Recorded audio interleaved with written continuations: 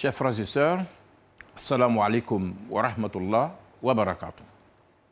Le thème du jour est visibilité sur les réseaux sociaux, une opportunité et un piège.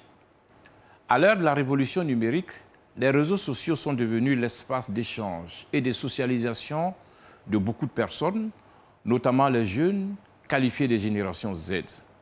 Ce qui oblige les entreprises à y être à travers le marketing digital et d'accroître régulièrement leur visibilité pour toucher un public cible le plus étendu possible. Dans ce cas, c'est une obligation commerciale au risque de mettre à mal le développement de son entreprise. De même, des personnes ayant un service ou des idées à partager et à vendre sont aussi obligées d'investir dans cet espace afin d'atteindre leur cible et d'augmenter leur visibilité. On peut citer les artistes, les spécialistes dans les domaines divers tels que le coaching, la prédication religieuse, les hommes politiques, etc. Ceux-là ont aussi de bonnes raisons d'être sur les réseaux sociaux pour y prolonger leurs activités culturelles, professionnelles, politiques, etc. Mais quand la recherche de visibilité est le fait de simples personnes à la recherche d'une reconnaissance virtuelle de leur communauté, mues par une simple envie d'exister et de projeter une image d'elles, souvent fausse, il y a lieu de s'interroger. Car il ne faut jamais perdre à l'esprit que les réseaux sociaux, omniprésents dans nos vies, collectent une quantité massive de données personnelles.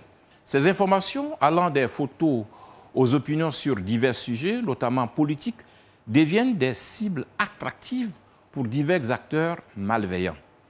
Les cybercriminels, les pirates informatiques, les prédateurs en ligne et escrocs exploitent ces plateformes pour leurs activités illicites. C'est pourquoi les réseaux sociaux affectent profondément la vie privée de leurs utilisateurs.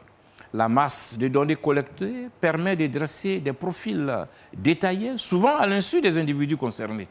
Les jeunes et les enfants particulièrement vulnérables partagent des informations sensibles sans en mesurer les conséquences. Ces données sont très souvent exploitées par des employeurs pour surveiller leurs employés et par des entreprises pour des analyses de marché. Selon les spécialistes, l'on s'expose à 3 types de dangers. L'exposition accrue à travers laquelle les publications de détails personnels peut mener à des intrusions dans la vie privée. La manipulation à travers laquelle les algorithmes des réseaux sociaux influencent les comportements et les opinions des utilisateurs. Et enfin, la vulnérabilité due au fait que les renseignements partagés peuvent être utilisés par des malfaiteurs pour diverses formes de criminalité. En conséquence, les utilisateurs lambda doivent se montrer vigilants en prenant conscience des risques liés à la divulgation d'informations personnelles. Pour ce faire, il faut adopter des pratiques sécuritaires comme l'utilisation de mots de passe robustes et la double authentification. Limiter les détails personnels partagés et ajuster régulièrement les paramètres de confidentialité.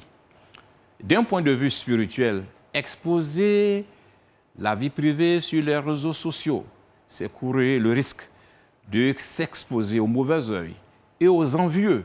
En effet, dans son ouvrage Fath al-Bari, Ibn Hajar dit, et je cite, « En réalité, le mauvais œil consiste à apprécier une chose avec une teinte de jalousie, issue d'une corruption du caractère.